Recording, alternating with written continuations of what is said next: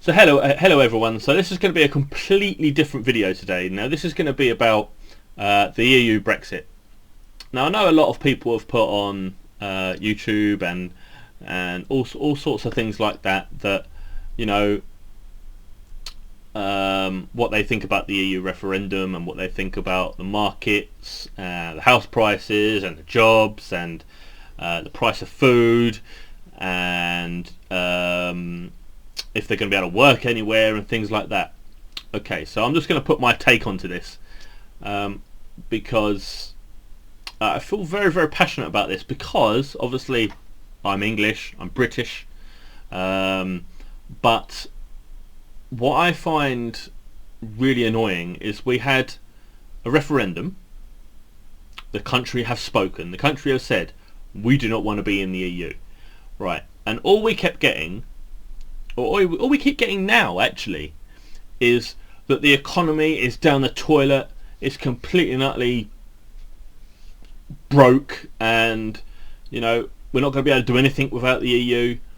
So I did about 10 seconds of research, literally about 10 seconds of research, and this research has basically just come up with the FTSE 250 and the FTSE 100. Now the FTSE 250 is the one that we really base our economy on. The FTSE 100 is the 100 biggest companies in Britain, which are the ones that pay their taxes to Britain. They have their main offices in Britain, and obviously the FTSE 250 are slightly smaller companies, but they're still, you know, reasonably big.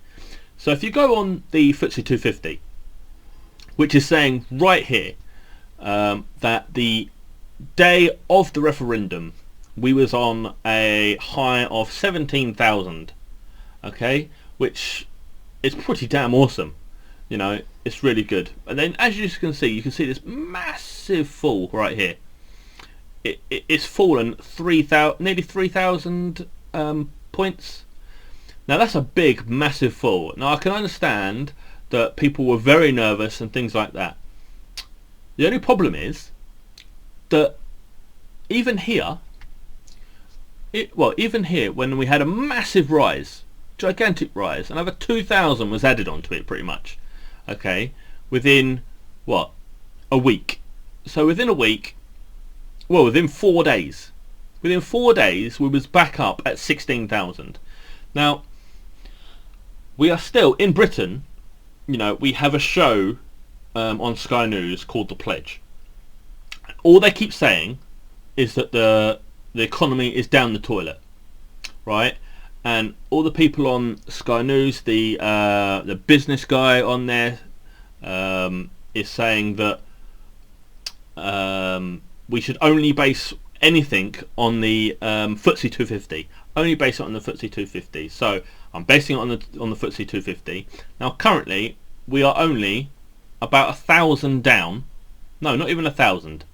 Okay, we're not even 1,000 down from what we were the day of the EU referendum. So, you know, we're not doing too bad. We're actually going up. It's actually, the economy is actually driving on.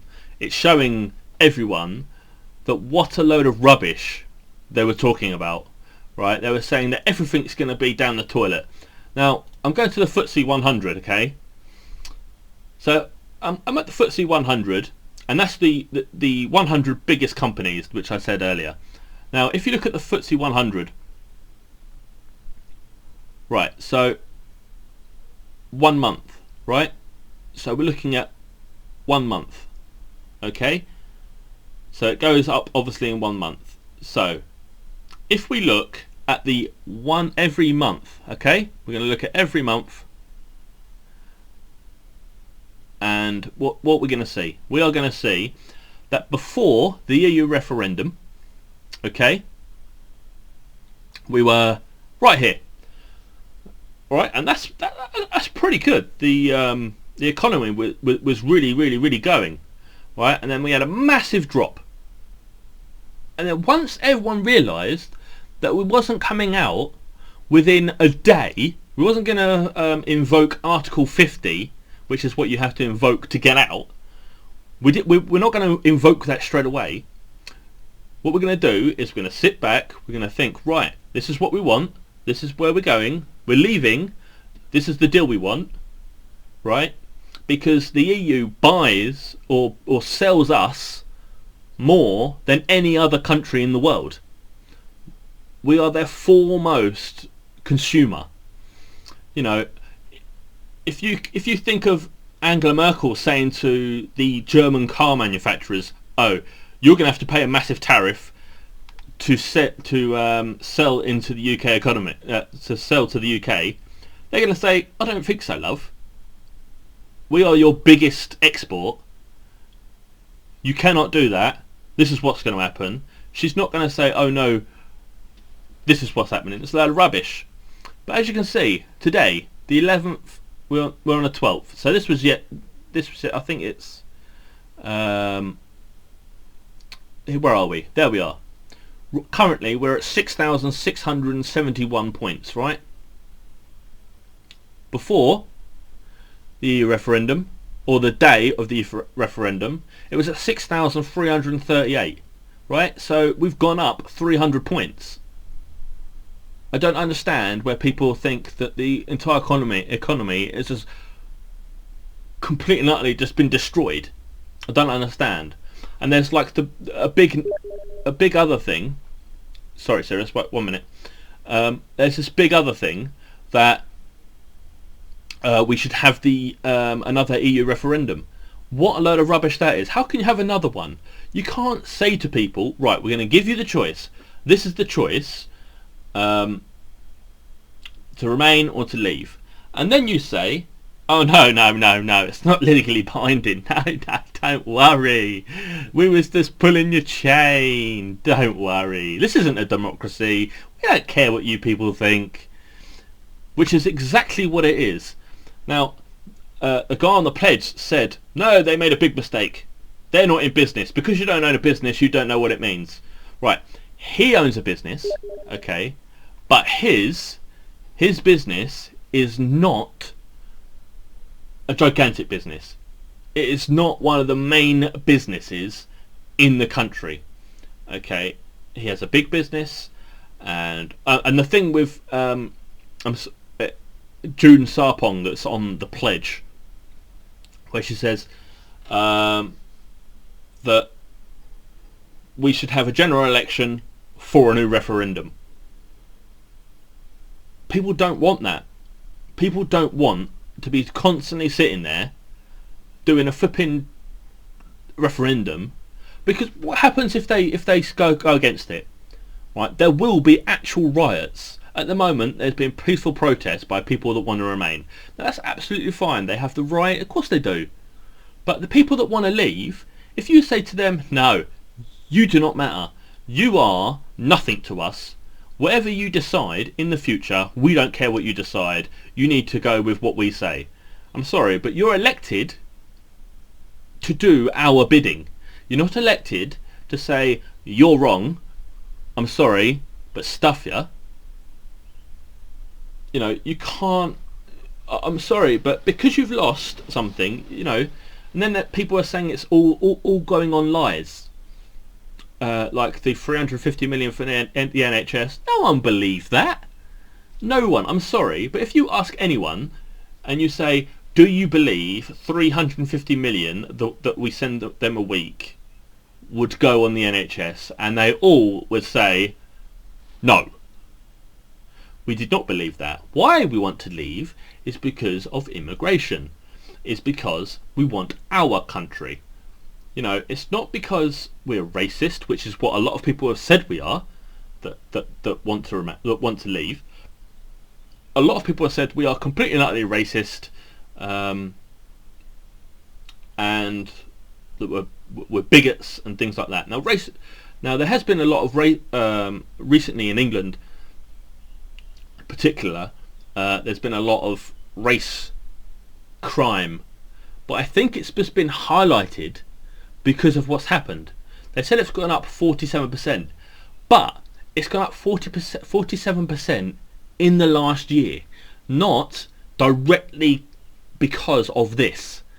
Now, if you look at the statistics for it, it's actually gone up throughout the year. It's not gone up just because of this. It's gone up throughout the year. So that's another argument that's been completely and utterly shoved to the side.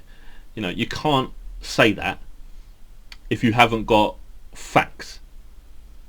A lot of people have said go home, but I personally think all EU citizens that are in the UK can live here as long as they want. They are here. We can't send them back. It's not right to send them back. It's a disgrace to send them back. So just saying to people you have to go back, now that is being racist. You can't just send people back. You can't. I'm sorry. But just stopping people from coming after we've actually left, I think will help the economy. I don't think it will just flipping destroy us. I think it will help us. And the whole big massive signature thing that people have done for the EU, for us to have another referendum, it's what happens if they win. So if they win next, what if we have another referendum, and then the people that have voted out vote out again, right? But then the Leavers lose, right? And then what happens if they start to sign a petition that reaches 4 million, and then we say, right, we want another vote, but it does it again, then we say, right, well, we want to do another one again, another one again, another one again, and then you just keep going. You have to just say, look, everyone's had a vote, everyone's had a chance to vote. If you voted and you want to change your mind, it's a bit late now. If you go and kill someone, you can't, after you've done it, you can't change your mind about it. And when people say that all the stuff is lies, and the Leave campaign was all lies and things like that. Okay, but once it's done, I don't think people were doing it. I don't think people voted out because of the lies. I don't think so. I don't think anyone's voted out for the 350 million that people have said about. No one has, I don't think. No one. Everyone in Britain, I think we've got a great NHS, and obviously any more money that goes to them would be great, but it's very, very difficult to just say, oh yeah, we are going to get 350 million, here's 350 million. Part of the money that goes to them, okay, would go to them, like from the EU to the NHS, part of it. And obviously we don't send them 350 million. What actually happens is we actually set aside 350 million, they give us some back, which means it doesn't actually leave the country. They just say, right, you keep that, we're taking this, which is, we don't, it's about 10 billion pounds apparently, but I think it's probably closer to about 7.8 billion. If you look at the actual proper figures for it, it's about 7.8 billion, something like that, but that's still 7.8 billion more than what we would have had anyway. So when you look at the economy, and when even the Bank of England, the guy actually said, the governor, he said, oh yes, it's very bad, it's very bad, it's very bad. Not as bad as we thought. I was looking at something earlier, and it actually said that the FTSE would fall 20%. 20% they said it would fall. Now, that is not 20%. I'm sorry, that is not 20%. But yeah, I'm sorry I've ranted a little bit, but this is my little view about the EU and how it's all come about. Now, if the EU have actually come back to us and say, look, because Angela Merkel said, no, you're not getting anything. Juncker said, no, you're not getting anything, when we went for a renegotiation, right? Because our markets didn't fall that much compared to the rest of Europe. Europe's markets just died. Their markets fell massively compared to ours, because we buy more from them. And yeah, like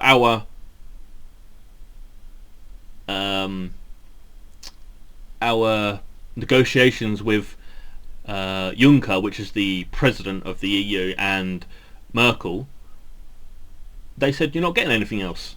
But if they come back to us and said, right, we've understood that we've made a mistake, we haven't given you what you want, and then they said, we will give you control of your immigration, I think a lot of people from the leavers, including myself, I would say, okay, let's stay, let's reform the EU, but we must have a not a limit, but we must have our own rules for immigration and our courts, because that's the main one. Our courts and our immigration and our taxes. But we must be able to do it. We'd like to be in the single market, we'd like to do this, we'd like to do that, but you must give us this. If you do not, then we will be leaving. I think that's what David Cameron should have done when he went in the first place. But because now Theresa May is is the new Prime Minister from Wednesday night, and apparently she is an arrogant bitch, that's what you need. You need someone to go in and go, look, this is what's happening. If you don't like it, tough. We are, like, in the whole grand scheme of things, we are actually quite small. And a professor in economics actually said, you don't actually need trade deals, because everyone in the world is signed up to a a trade deal which can only make you pay 5 to 6% tariffs, instead of what the EU does, which is 20%, which is outside of the EU. So you're actually taking down 14% of tariff by staying in the world market. You know, and China have already said to us, we are going to do a big massive deal with you, we will do it. You know, they haven't done it with the EU, they'll do it with us. India will do it with us. Brazil, you want India, Brazil, you know, you want Africa, because, you know, a lot of their economies are starting to emerge. You know, all these third world countries that are really dragging themselves up really want to help, not help us, but they want to get in with it to really, you know, make things work. So yeah, I'm sorry that I've ranted, but I just wanted to say my little piece. If anyone's got any comments or anything that they want to say about this, or would like to have a debate about this on YouTube with me, please just write in the comments. You know, because I am thinking about doing like a little not like a little debate video, maybe going once every 2 weeks or once a month or something like that, with a few people that I've asked. So please write in the comments, or yeah, just write in the comments below what your thoughts are about anything like this, and hopefully we can maybe debate about this, maybe do it live or something like that. So thank you very much for watching, guys. If you'd like me to do any more videos like this, please write in the comments, and don't forget to like and subscribe, and hopefully I will see you all very soon. Thank you very much for watching, and I will see you later.